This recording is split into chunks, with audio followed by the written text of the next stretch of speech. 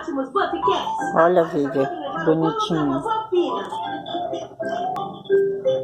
Hoje é 12 de julho de 2020. Olha a Lívia aqui.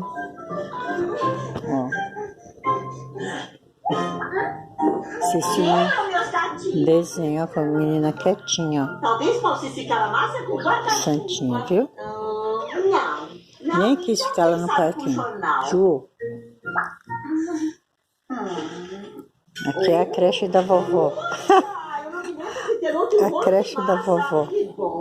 Mas será que ele também vai deixar o meu macarrão delicioso? A Karina pode trabalhar disso na quarentena. Montar uma creche. Creche da Karina. É absolutamente perfeito. Ó. Gatinho, se prepare. Vamos experimentar o melhor macarrão da vovó Pina já. Que menina mais boazinha.